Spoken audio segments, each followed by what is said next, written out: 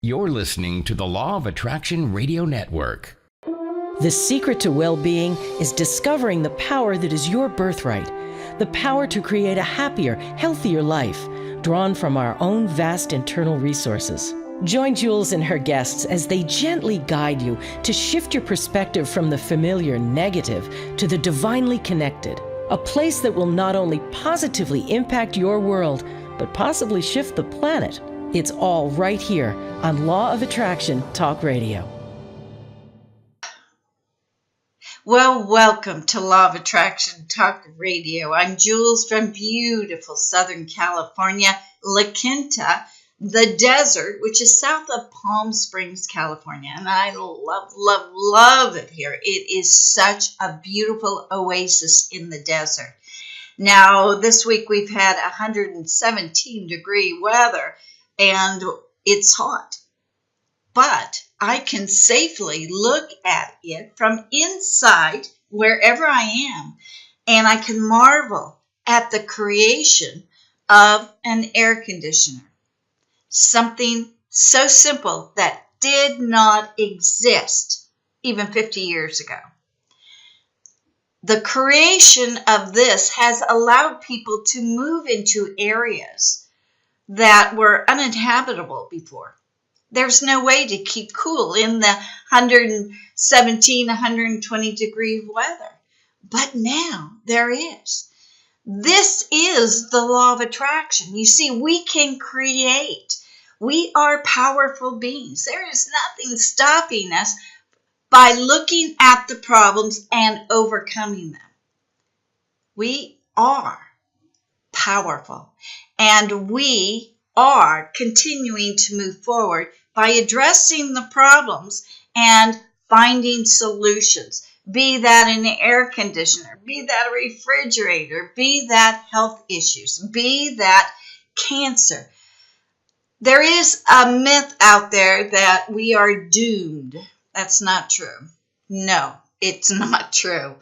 We are thriving right now, and it's simply the little problems that crop up, maybe some big problems that crop up, but we are so creative and we are so brilliant, we can find solutions to that problem. And that's what the law of attraction is all about. It's not about obtaining great wealth so that you can live and travel and do everything that you want to do. That is very true. We can do that. But when we work for the betterment of serving humanity, the universe rewards us. So the first thing that you want to do in striving to achieve great things is not to focus on the money, but focus on what good it will do for humanity. The person that invented the air conditioning, I don't know who that is, but what that person did for me to improve my lifestyle is absolutely dramatic, because I can live the full year out in this beautiful oasis. And for that, I'm incredibly grateful. So let me tell you about tonight's show. Tonight we have Julie Ryan. Now, if you have listened to Law of Attraction Radio Network, you have heard the Ask Julie Ryan radio show. Julie Ryan is a medical intuitive, a psychic, an animal communicator, and on top of all that, she can help people to understand the transitioning when they cross over to the other parallel universe or the other place that we go beyond the veil. She is able to talk about these. And what is really amazing is that she taught herself to do this. She wasn't born a psychic. This is a great example that you too can enhance your intuitiveness to become the psychic, to know and allow the downloads from the universe to come through so that you are aware and so that you can do the exact same things as Julie Ryan. She has nailed this down. So tonight we're going to be talking about all kinds of things, medicine, how she taught herself to become this medical intuitive, and how she not only enhanced her business, but she is now an author talking about what happens when people transition. And I think you're going to find it absolutely fascinating. So I am delighted to take a fast break for these commercial breaks, but also to bring you on the YouTube and everywhere else the delightful and wonderful psychic Julie Ryan. Stay tuned. We'll be right back after these words.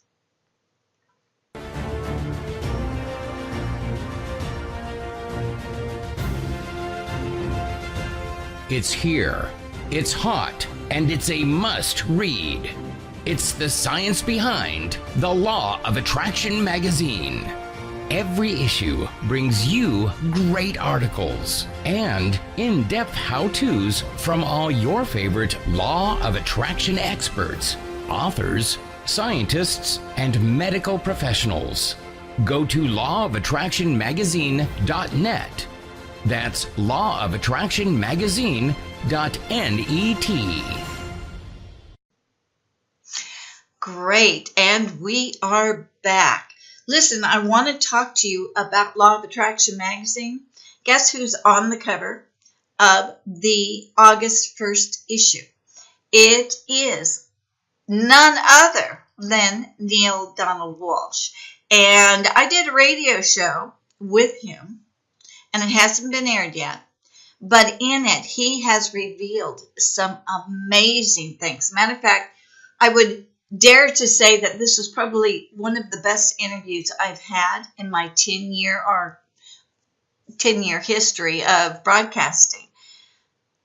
So I want you all to not only listen to the show that's coming up and the video with Neale Donald Walsch, but also to read the August issue because it has some mind-blowing information and you're going to love it. I love the fact that we have the magazine for people who are visual, who need to read to comprehend more. And I also love the fact that on the radio, people can listen as they are going on their daily commute or exercising or whatever they want to do. Remember, Law of Attraction Radio Network has the apps that you can tune in anytime you want, even through your car stereo, and listen to all of the shows. Or pick another show host on the network, and you can go to Stitcher.com and listen to their latest show through the mobile, through the car stereo as well. So you are always going to have access to these inspirational, motivating, feel-good shows on Law of Attraction Radio Network, and you are going to read some incredible, mind-blowing articles in Law of Attraction magazine. We are here to serve you and to make sure that you are fully grasping the fact that you are a powerful individual that can accomplish all of your goals easily. It's not difficult if you can just understand that your thoughts are the one thing in your life that you can control, and you can monitor them, flip off the negative, stay with the positive, feel good. Because when you feel good, that's your guidance system into how and what and where to go. It works.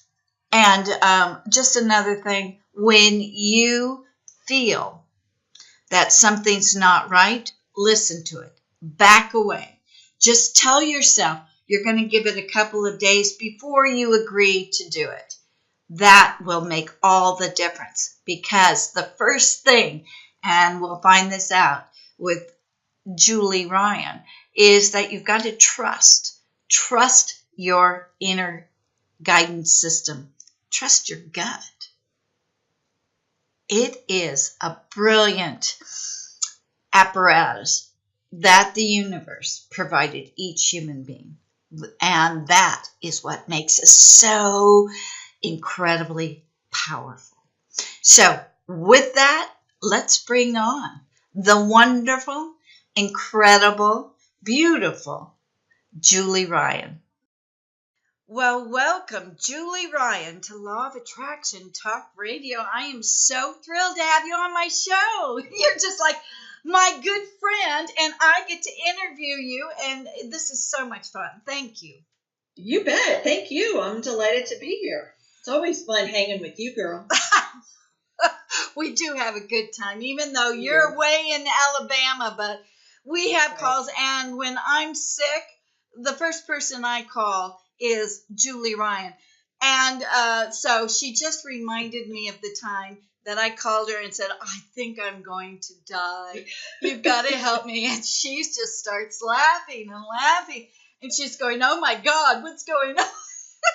And it was really nothing, but she tuned in and calmed me down and it just told me what to do, and everything was perfect. So much fun. Is that right, Julie? That's right. You sent me a text on a Sunday evening and you said, I'm dying. I don't think I'm going to make it. So can we talk? And I texted you back and I said, sure. And I called you right away. And I didn't want to say, because you were obviously very distraught, I didn't want to say, okay, are you being a little dramatic here? Yes.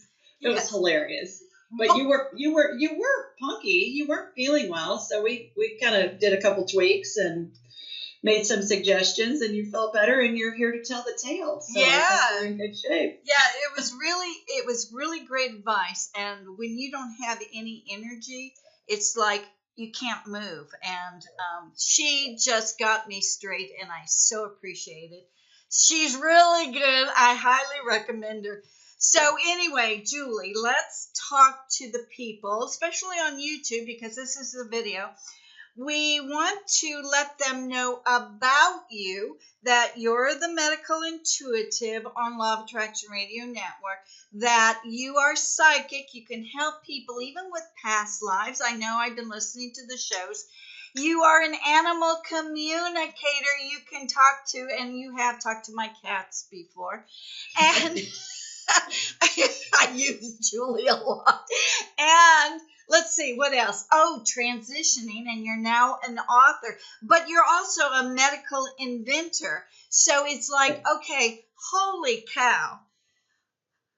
We've got to get the scoop. How did you get to, well, first I want to find out, medical inventor, because were you a psychic before you were a medical inventor, or did you discover it? What's the scoop on that? No, I'm a businesswoman that does woo-woo, is what I tell people. Yeah, you and me both. Okay. I'm not one of those psychics who's had dead people stalking her since childhood, or if I did, I didn't know it. So you hear about these psychics and they say, yeah, I was 3 when somebody came to me and I thought I was nuts and all of that. No, I learned how to do all of this stuff. Jules, we're all born with the abilities. I've just studied and enhanced my abilities over 23 years this summer, actually. And I laugh. I spent more money learning how to do this stuff than I did to put myself through college and get a bachelor's degree at the Ohio State University. Oh. But no, I'm a businesswoman, and I'm an entrepreneur and an inventor. What you mentioned, I have invented surgical devices that are sold throughout the world, and still are after 25 years. And I've started 9 companies from scratch in 5 different industries that are unrelated. So I am truly a serial entrepreneur. Wow. So, but you invented medical devices. Right. Right. Did you use that using your intuition? I don't think, well, oh, I'm sure. I think we all use our intuition in our everyday lives and our business lives. But let me tell you, my two most well-known ones. The first one is a disposable auto transfusion device, which just means when somebody gets a new hip or a knee, the blood that comes out of that joint is really high quality, and it goes into my device. We collect it, and then when it's full, we put a filter on it and we reinfuse the patient's own whole blood back in them. And that product's been used around the world for over 25 years. And then my other best known device is called the BASS, like the fish bass. Wow. But BASS stands for the big ass suction system. Big ass suction system. Only I Julie had it. Ryan would come up with that. I know. I even had it trademarked. It's a big mat that hooks up to suction, and what it does is during arthroscopies and wet procedures, there's lots of irrigation fluid that falls onto the floor out of the patient. You know, they'll be scoping somebody's knee, and there's liters, like 50, 60, 70 liters of contaminated fluid that go on the floor of the operating room. So my device collects that fluid. It's a big mat hooked up to suction, and it evacuates the fluid into suction canisters, and it keeps the floor dry. And when I was prototyping that invention, I was in a hospital in Nashville, Tennessee, and this Bubba of an orthopedic tech looked at me and he said, "Damn, lady, this is one big ass suction system. Y'all need to call this thing the BASS." And it was funny, and I did. And then in order for a trademark to hold, you've got to use it in interstate transit. So I put it on the label. Our factory put it on the label. I had a manufacturing plant that made this. Since then I've sold it. But I only got one call from one customer one time. It was a Catholic hospital in Wisconsin, and the purchasing guy called me and he said, "Do you think that's appropriate to put on a product coming to a Catholic hospital?" And I said, "Well, I think it's funny." And he said, "Well, my customer service gals, told me I needed to call this guy back because they didn't know what to say to him." So we went back and forth for a little bit, and I wanted to say, "What do you have, Sister Mary Holy Water in receiving, unpacking boxes? What's up with that?" But he finally cracked up and he said, "I had my receiving people cut the label off of one of your cases, and it's on my bulletin board, and I look at it every day." He said, "It's hilarious." And I said, "I know." Well, as far as marketing, if you come up with a name like that, who is ever going to forget it? Oh, I know. Well, and surgery people, there's so much humor that goes on in the operating room to break tension. And so they say, "Go get that badass system or that big ass system or whatever." I didn't care what they called it as long as they bought it and used it. Oh, right. Right. So I had several patents and trademarks on that, and several patents and trademarks on the other one, and a couple of other products too. Wow, how fun. Oh, that is great. So when did you decide that you wanted to learn more about the woo-woo? That you knew that you could do something? What sparked that? I was given a book for my birthday and by a neighbor and dear friend, and I read it, and it was by a medical intuitive, and I'd never heard that term before. And I thought, what the heck is this?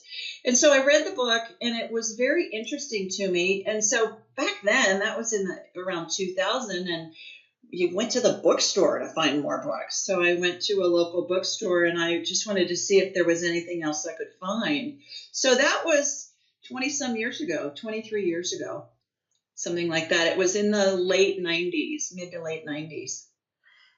It's kind of funny because you're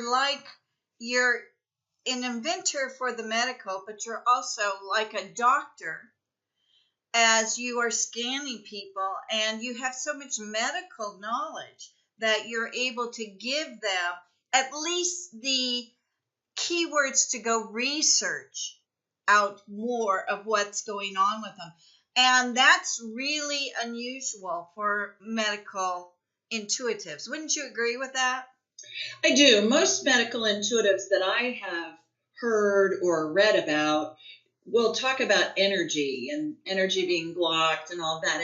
And I cover that, but I actually see in my mind's eye the equivalent of X-rays, CT scans, MRIs, and I watch healings occur that are energetic that very much resemble or correlate with what I've seen in my 35 years in the medical supply business. Now, I've never been a medical provider. Yeah. Never been a doctor or a nurse or anything. I was a sales rep coming out of college for a great big medical supply company and started my first company at 25.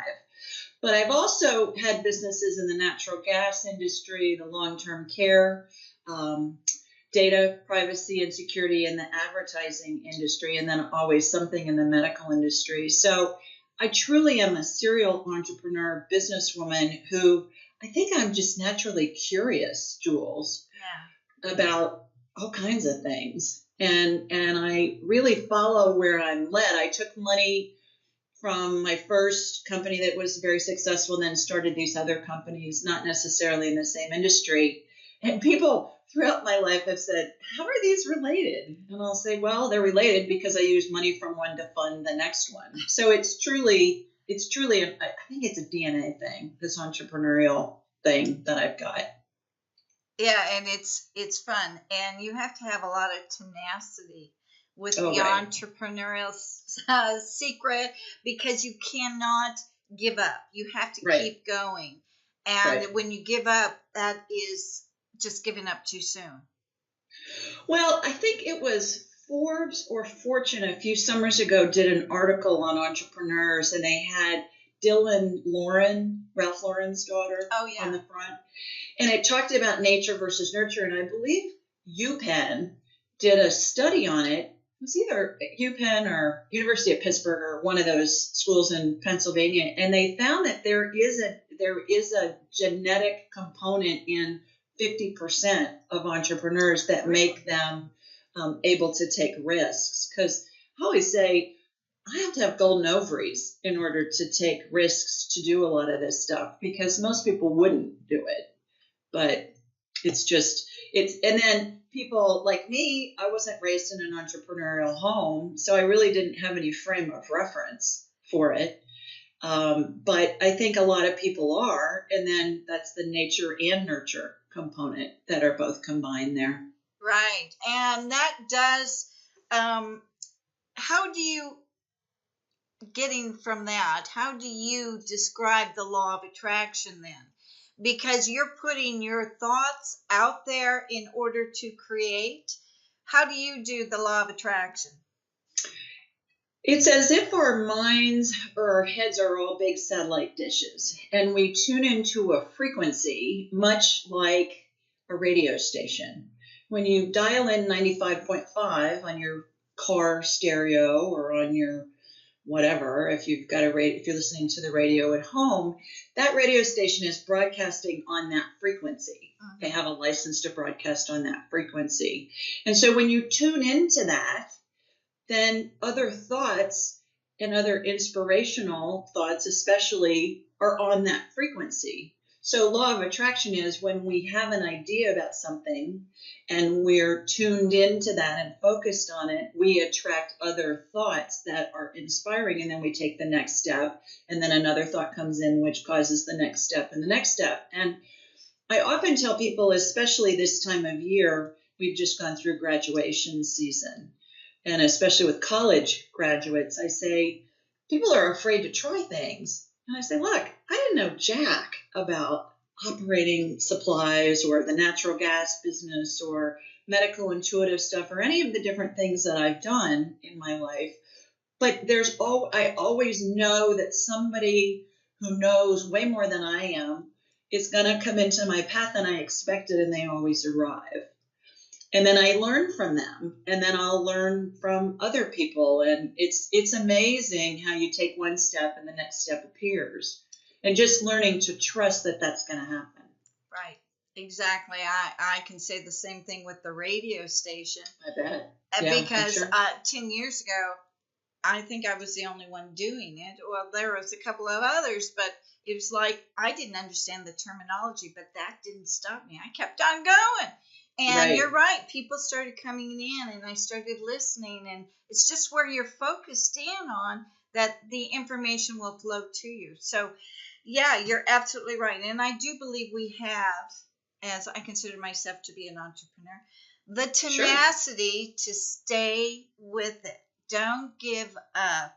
Right. Because when you give up, you're just failing. And it's okay to fail, but don't give up.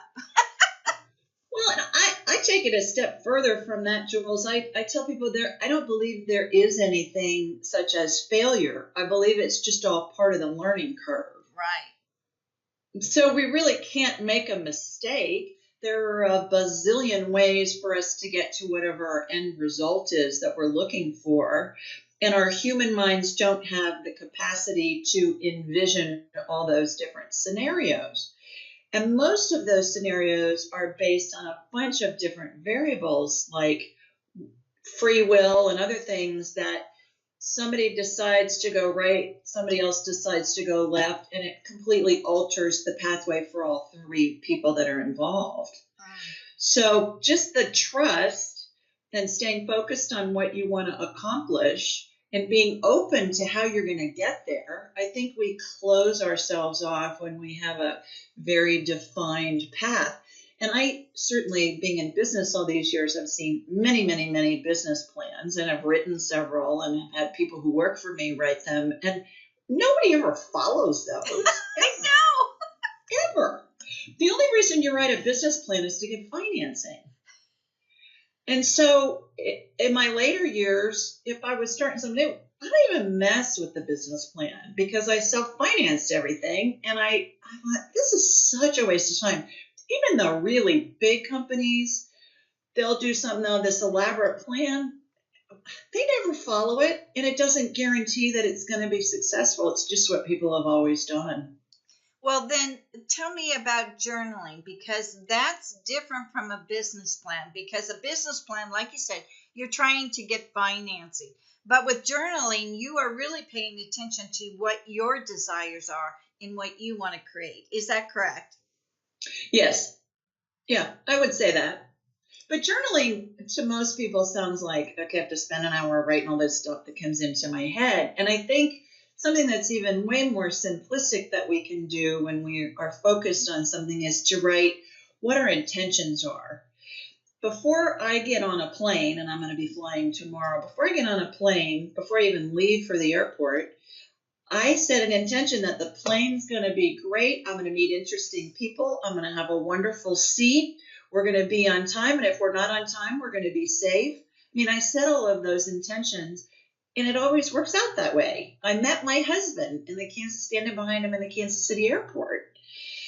Wow. I mean, I wasn't looking for a husband at the time. I was going through a divorce, but he was standing in front of me, Jules, and I wanted to put my arms around him and start hugging on him. And I thought, oh, God, Ryan, you've lost your mind, girl. Go home and go to bed. You're just tired. And he turned around and we started talking. And, that was almost 20 years ago. Wow. So you just stay open to the possibilities. That's how I ended up in Alabama. He's from here. But we met in the Kansas City airport. And Jules, I was there for less than 24 hours. Wow. And I looked like crap when I was there. I mean, I did. I had shorts on, tennis shoes. My hair was, I think, in a ponytail. And it was hilarious how it all worked out. That's funny. But if somebody at that stage had told me you'd be living in Alabama, I'd say you are out of your ever-loving mind. So, just be willing to follow where you're led. So, Julie, let's talk about your new book. Okay. Because it's so wonderful in that you get to reveal what happens at the time of transitioning. And now, in the beginning of your book, you also stated that you believe this is your life's purpose, to come and to show people what is actually happening. And you know what? It's so comforting to people to know what is really going on with their loved ones when they're transitioning. So tell us a little bit more about the book and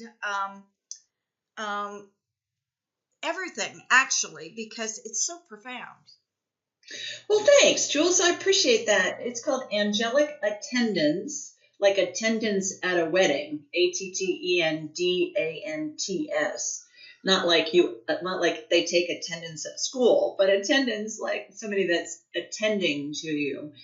And I see in my mind's eye everybody goes through this transition period, and I've equated it to, I call it the 12 phases of transition. And it involves angels and deceased loved ones and deceased pet spirits, family and friends who are there to help the person transition from physical into non-physical. We would say go to heaven.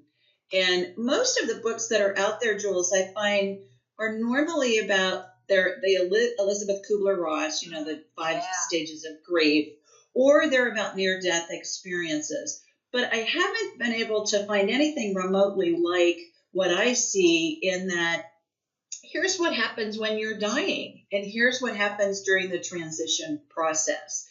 And I find that most people, regardless of culture in this day and age, are afraid to die. And I think it's a fairly new phenomenon.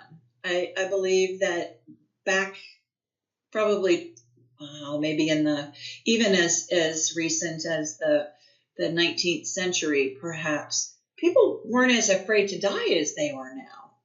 And so the whole gist of the book is to help relieve that fear. And I equate it primarily back to the 5th century. There was a Gregorian chant that, the best I can, my research has shown, originated in the 5th century, where some monk wrote this chant called In Paradisum. And it talks about the angels and your loved ones will greet you and lead you into paradise. And that's what I see happen. So they are in the last final moments, or, for example, we'll say my father died and he was in a coma for like the last 24 hours. Well, morphine induced. So, and he was very afraid to die. He didn't know, he didn't believe in the woo-woo like I do, so it doesn't affect me as much. But I tried to calm him down. So are you saying during the last 24 hours or the last half an hour, what typically happens that the relatives pop up? Is that to calm the person down to make them be less apprehensive about dying, or what? I think some, but what I see is that the patient's spirit, or the person who's dying, the dying person's spirit, we are spirits in a human body having a human experience, is what I perceive.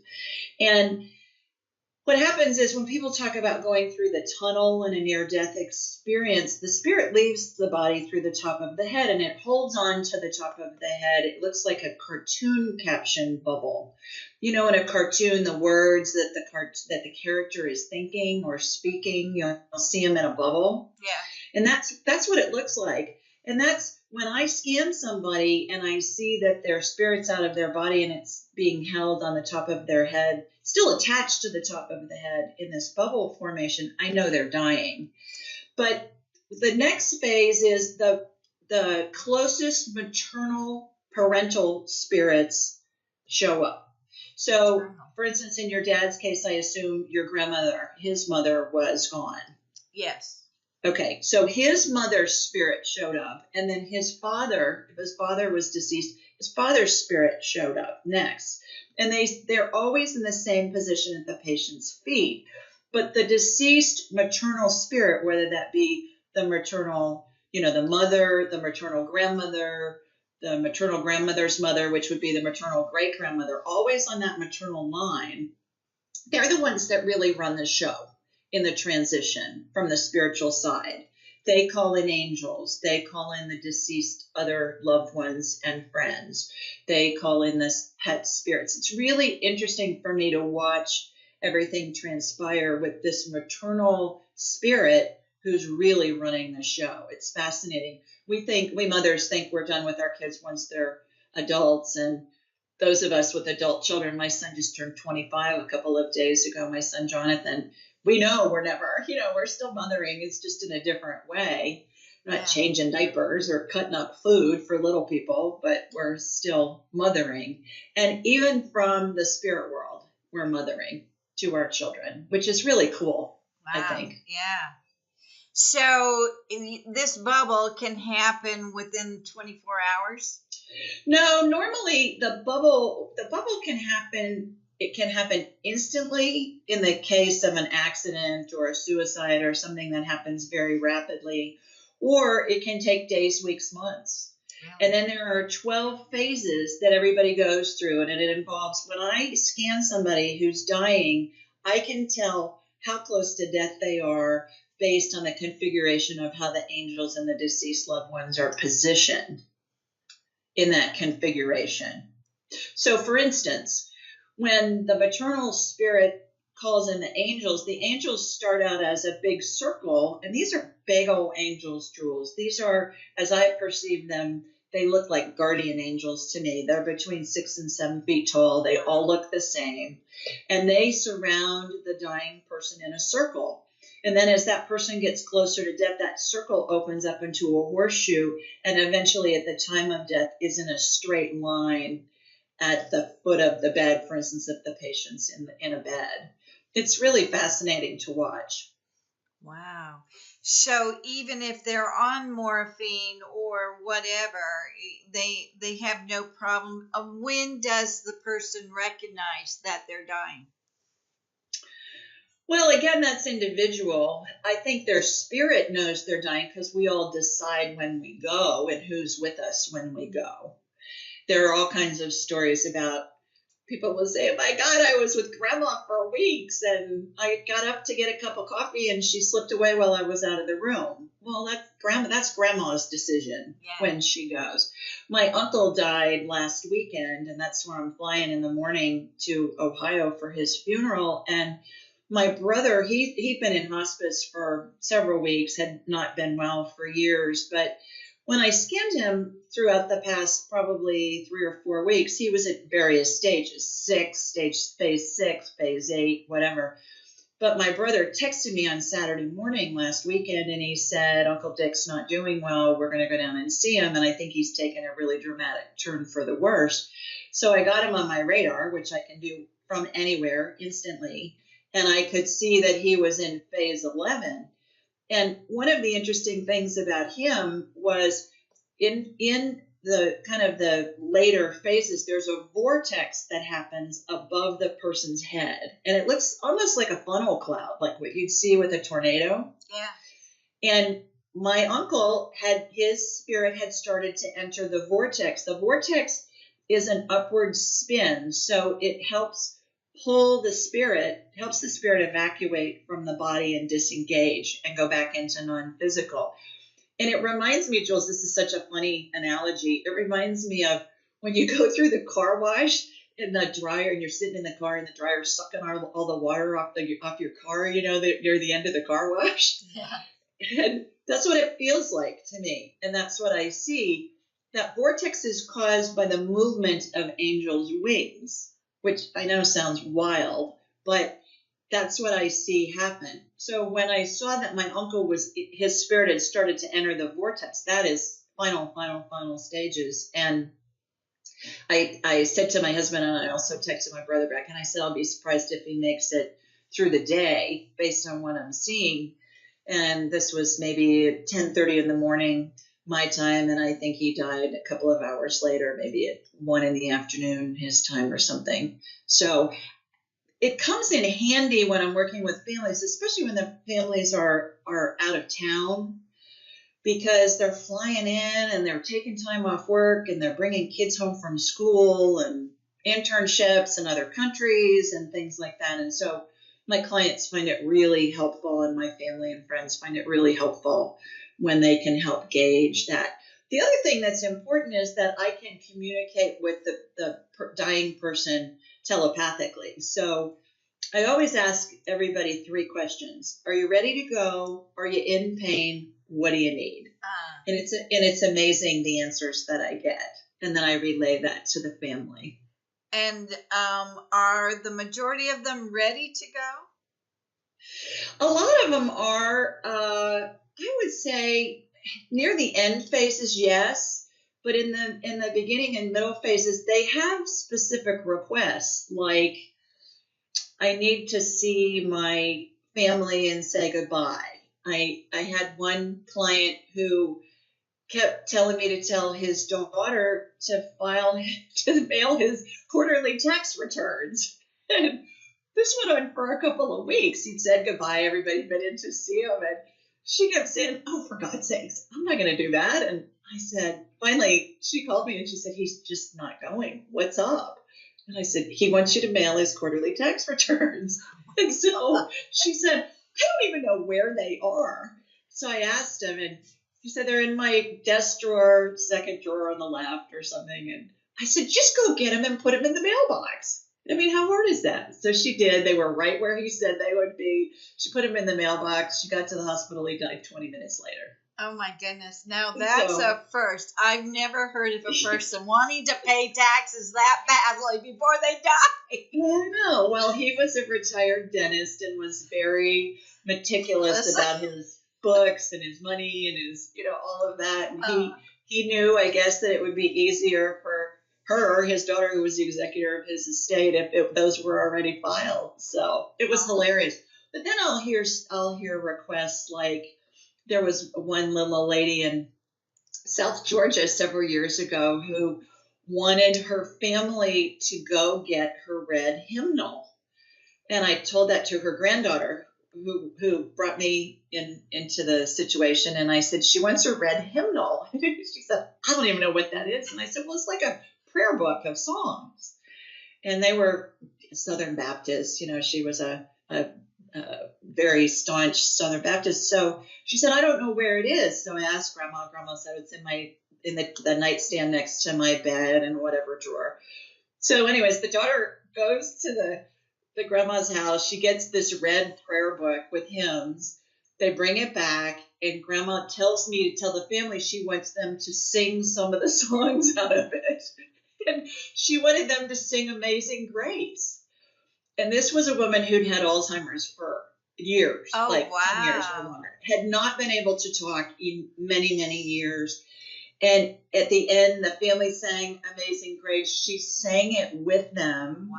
Now, Jules, this woman had not been able to talk in years, remember, and she died, very soon thereafter. So the requests are really heartwarming and really, so comforting to the family. So that's really wonderful that you can communicate with somebody who has Alzheimer's as if they didn't have Alzheimer's. Right. And that is phenomenal. And I have read and heard things of Alzheimer's patients can remember things from their childhood, especially songs. So it's not surprising what you just told me, but it is really neat that they're not dying alone. They're still very much. So do they communicate with the people around them, even though they can't speak? Yes, they can. You mean from a spiritual telepathic standpoint? Right. Yes. And I work with Alzheimer's patients all the time, not just the ones that are dying. And oftentimes the family will say, "Can you ask my dad if he's happy in this facility, if he's getting good care, how about this nurse?" And it's amazing the information that we're able to get telepathically from our loved ones. But to your point about can they communicate with spirits, the most professionals, most providers, especially hospice providers, will tell you, and it's in their literature, expect your loved one to say they're seeing deceased family and friends. It's very common. And so you'll hear people talk about, well, they'll tell their family, "I'm seeing my mom," or "I'm seeing my sister," or "I'm seeing Jesus," or "I'm seeing the Buddha," or whomever. And that's very, very, very common. I actually see all these people as well, and I describe to the family, okay, there's a woman with white hair, and she's wearing a pink sweater that buttons up the front, and there's a guy here, and he's in overalls or whatever, and they'll say, "Oh, that's Grandma Susie, and that's Grandpa John." and I'll say, okay, there are a bunch of cows and chickens and ducks and dogs and cats and stuff, and there's an animal section where the spirits of deceased pets are, and invariably the family will say, well, yeah, my mom grew up on a farm, and that cow you described, her name was Molly, and that collie's name was Lassie or whatever.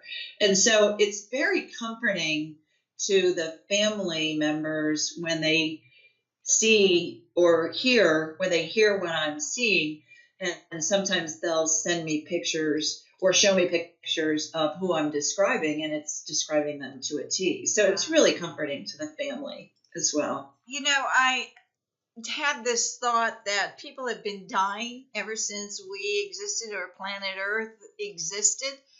But this is the time where we're starting to understand the death perspective through you. So it's a very natural occurrence, but it's because of you that we can understand what is really happening and how natural it is and how beautiful it is and how peaceful it is. We don't have to be afraid. Right. And it really, what I see for everybody, Jules, regardless of who the person is, everybody goes through this. Everybody is surrounded by angels. Everybody's surrounded by deceased loved ones. Everybody's surrounded by deceased pets, if they had pets throughout their life at any point. But what I see is really glorious. There is nothing scary about it. You know, I used to have these discussions with my dad when he was alive, and my dad was almost a priest. He studied in Rome at the Vatican for 6 years. And so he was during the early 50s. And so he was very indoctrinated in the purgatory and the hell and the sins and, all that jazz. And I used to say, Dad, they don't exist. I mean, I've never seen angels fly off with somebody's spirit and drop them into a burning pit. Yeah. It doesn't happen. And so one of my spirit guides is a dead pope named Clement. And he showed up, 10 years ago or so. And he showed up and he had his whole pope outfit on, the mitre, the hat, and he was in his vestments and stuff. And I said, well, who are you? And he said, I'm Clement. And I said, well, there was a Pope Clement? I never heard of a Pope Clement. He said, yeah, it was number 6. I said, okay, what can I do for you? And he said, if you'll just share what you do with these people who are transitioning, along with all your medical intuitive stuff and past life stuff and scanning pet stuff and all that, he said, you will be doing your life's work. To your point, when we first got started, you mentioned that. But it was just so incredible that this dead pope shows up and starts talking to me. And he said, everything you've done in your business life is to prepare you for this, but you just have to share this with the world. And so after he left, I, of course, Googled him to find out who he was. Jules, he was in office during the 14th century during the bubonic plague that killed off like 60% of Europe. And I thought, for God's sakes, and he's best known for his prayers for the dying and his prayers for the dead. And I always laugh. I always tell people, I can't make this stuff up. Wow. This pope who's in office during the bubonic plague, for God's sake, shows up and says to me, you're supposed to teach the world about this? And I'm saying, no, you don't understand. I'm a businesswoman. I don't go out and talk about this stuff, to the masses. And so he's one of my spirit guides and has been prodding me for years to do this. And I finally gotten the golden ovaries to do this, Jules, and release it on a massive scale. Golden ovaries, I like that. Yeah. I'm going to start using that. Tell me the difference between the near death, because the near death doesn't get to experience the final transition of the angels, right? So they remain in that bubble above their head, and that's where they make the decision to come back or are instructed to come back. How do we put those two together? All of the above. Depends on each individual's path and experience and free will. So some people go through the funnel, they go through the vortex, I call it, and they never are carried off. Some people are carried off and come back. One of the stories in my book is about a woman who was carried off and did come back. Some people experience after death experiences and then choose to come back into their bodies. So it's just a whole multitude of all of the above. Okay, The interesting thing about the vortex, if I can make a quick point, is when I was researching this for the book, I always have felt like when the angel's wings start to move, they're very slow and rhythmic, and they remind me of a giant owl. And I thought, okay, what's up with this? I wonder if there's any correlation. So I researched it, and what I found is that anything that flies, whether it be a bird, a plane, a jet, an angel, whatever, the movement of the wings, whether they be mechanical or natural in the event of a bird, they create an upward draft that causes a vortex, and that's what causes the lift. It's all about aeronautical engineering, and I was reading and researching this stuff and thinking, oh, good heavens. I had no idea that what I'm seeing is actually a physics situation being caused. I mean, I knew the angel's wings caused the vortex to form because I've seen it a bazillion times with working with people who are dying, but I never knew there was an engineering or an aeronautical physics type explanation for it, which I thought was really cool, that something in the spirit world, the movement of the angel's wings, creates a vortex which affects us in this human reality and in the spiritual reality at the same time, and helps the spirit disengage from the body. That is really interesting. So physics exists then on the other side of the veil. Well, not only exists, but the movement of the angel's wings in the non-physical has a huge effect in our physical reality.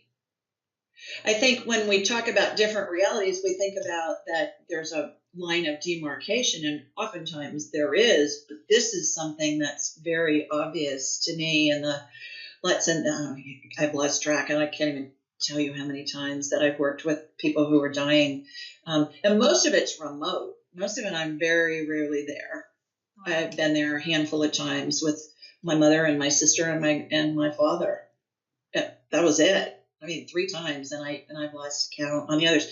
The other interesting thing, back to your point about the near-death experience, is that I think a lot of that has to do also with if the patient really is not feeling like it's their time and they're in some kind of a medical situation where the body is giving up but the spirit's not ready to go, and so they come back. But it's all part of the free will equation.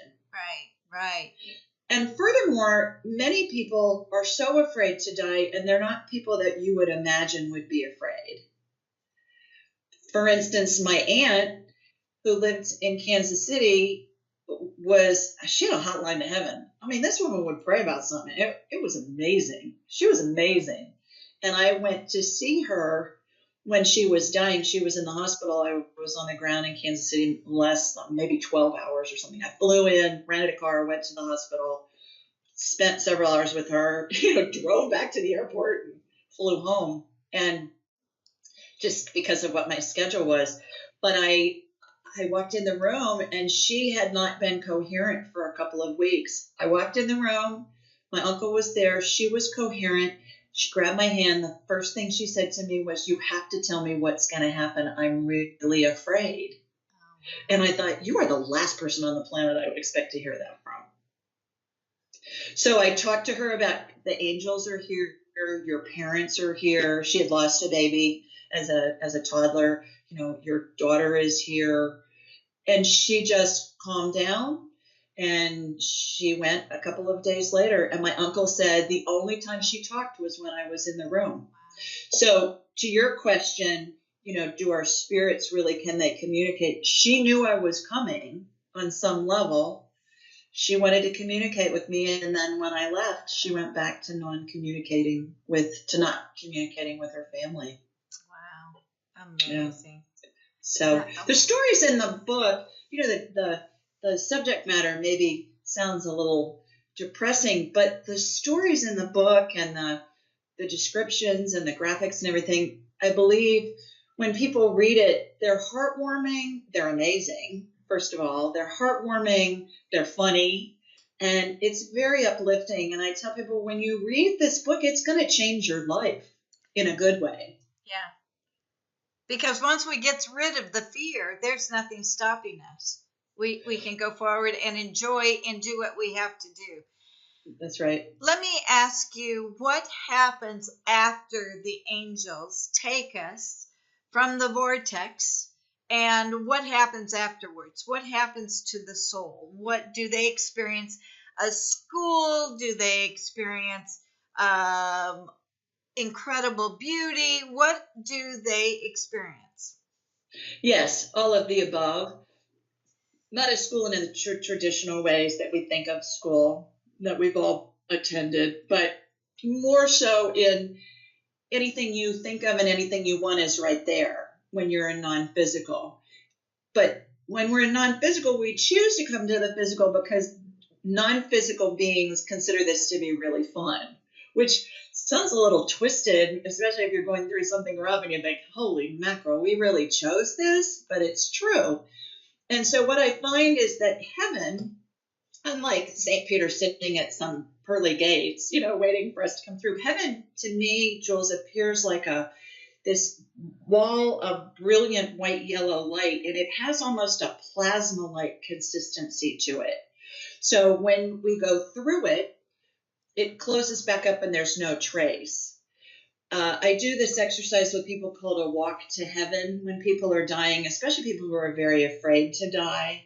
So I do this walk to heaven, and I walk their spirit along with my spirit through what's going to happen, how they're going to enter this wall, and on the other side of the wall, all their family and deceased loved ones are going to be there waiting for them. Most of the time, it's all those people that are in the room with them at the same time. When we're in non-physical, we can be everywhere all at the same time. Because I believe we're made in the image and likeness of God in spirit form. Don't think God is some old man in a white robe, with long white hair and a white beard. Right. I believe we're made in the image and likeness of God in spirit form. So that helps relieve a lot of anxiety for the person who's dying. The other thing that's interesting is when we're in non-physical and we can be everywhere, whenever I scan somebody and they want to talk to a deceased loved one, most psychics will say, okay, somebody's around you and their name starts with an M or a K or an L or whatever. I'm like, okay, let's cut to the chase. Who do you want to talk to? I say, well, I want to talk to my mother. Okay, great. What's mom's name? Mary. We bring Mary in, and Mary's right there. She looks like a hologram of what she looked like when she was alive in her last lifetime. And we talk to Mary. Likewise, past lives, same thing. When we do past life scans, I do those all the time for people, and those are really fun because I'm given dates and times and years and where you are, and I describe what I'm seeing. It's almost like I'm watching a mini movie, and then we can correlate it by Googling the information. Okay, in Rome in 712, this is what warriors wore, or this is what the military men wore, and I've already described based on what I've seen when I'm doing the past life scan. So it's really pretty fun. Wow. All this stuff. Yeah. Yeah. So let's go back to when the person has died, Yes. and they actually probably, I'm getting flashes here of people who come to the planet Earth because it's like they're going to be starring in their own movie. Exactly. And so that is a lot of the law of attraction, is that you can write your own movie and you're on stage, therefore you can create anything you want. So that Right. verifies that. Well, and I think too, so much of that is what we've been taught, especially those of us raised in an organized religion. We've been taught about free will. And I think free will ties in with the law of attraction. You can reinvent your life when you're in human format. I certainly have many, many times. And, how do you go from being an inventor of medical devices to shipping natural gas across interstate pipelines to the states where it's deregulated and buying gas on the spot market and dealing with futures markets and stuff. Well, they're not related. So we all have, that's what a couple of things that I've done in my career, but we all have the capability to reinvent ourselves at any time. And that's all part of the free will, and it's all part of the law of attraction, which is the same thing to me. Yeah. So we are living many lives in just one life. I don't know about that. I think we can reinvent ourselves. It's all the same life, but we're just interested in different things. For instance, if you just did this when you moved from where you were living and you wanted to live in La Quinta, and so you attracted that and you made that happen. So that was a reinvention of some sort. Yeah, without knowing that I wanted to move here. It's just like it all happened through the law of attraction. It's really unique. So when, again, we die and we're over on the other side and we are with our loved ones, how long does it usually take? I know this is individual, but for us to decide to come back. Sometimes I've noticed it's 25 years, sometimes it's 150 years. So what is the reason for those decisions? Well, I think the first thing to remember is that our linear time in our reality, our physical reality, is not the same as non-physical time. Right. So 100 years in our reality may be 2 seconds in non-linear time. Yeah, right. Okay, so that's number one. Number two, we decide to come back when we find something that is interesting to us that we want to experience.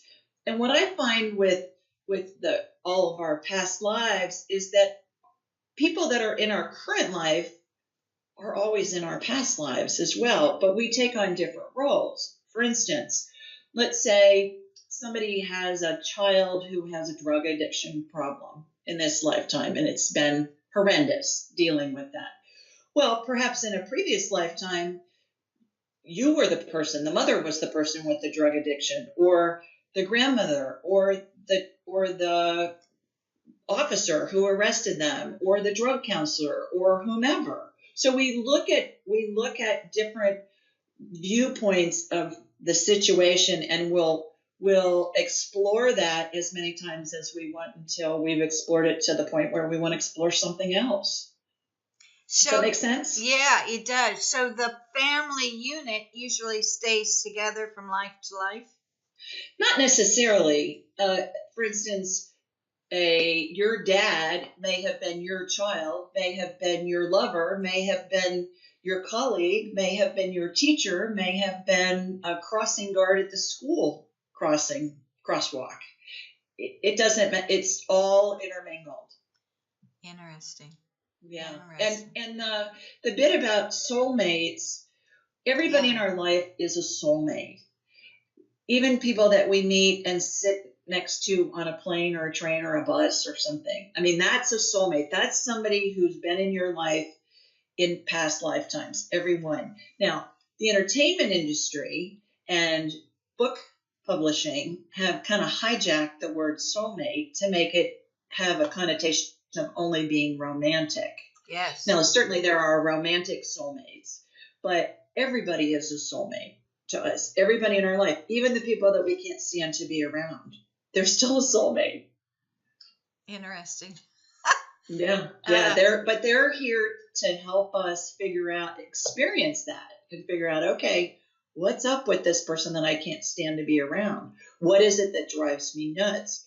What is it that I need to do for myself to help make it pleasant to be around this person? Because nobody can control our feelings. We're the only ones that can control our own feelings. So when we say, that person just makes me nuts, no, you're making yourself nuts by what you're thinking when you're around that person. Right. It's all starts and stops within the individual mind. Their emotions is never blamed on another person. It always starts and stops within that one person. And that's the important factor. Taking responsibility for your own thoughts. Right, That's the right. core issue to the law of attraction. Wow, this is so fascinating, and we're almost out of time, but can you say the name of your book again and where Sure. we can find it? Because I Sure. know many want to read it. It's called Angelic Attendance, What Really Happens as We Transition from This Life into the Next. And you can go to askjulieryan.com and you can find a link on that, or it's available on Amazon, both in ebook and in paperback right now. And it will be available everywhere books are sold here in the next couple of weeks. So the Barnes and Nobles and the Apple Books and all that jazz. They'll be available in the next couple weeks, but it is available on Amazon right now. Fabulous. One more thing, if I Sure. can take one more second, Julesen mentioned, I have many people who call into my show, which, by the way, is, as you probably already mentioned, is on Thursday nights at 8 Eastern, 7 Central, 5 Pacific. But I oftentimes will have somebody call in or send me a note and say, how did you develop this stuff? What did you do?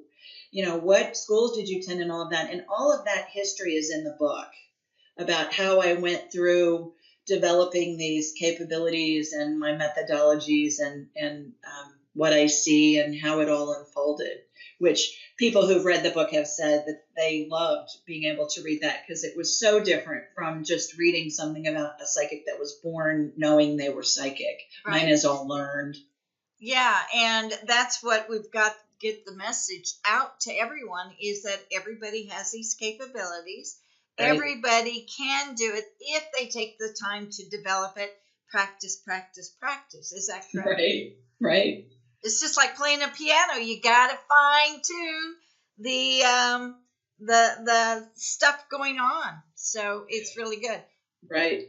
So just take another second here. I don't even want to get off. I have so many questions to ask. Yeah. What is it that is making you intuitive? Is it going through the pineal gland, which is the third eye? Is it the aura? Is it the energy field? What is it that you practice to get or nurture the intuitiveness?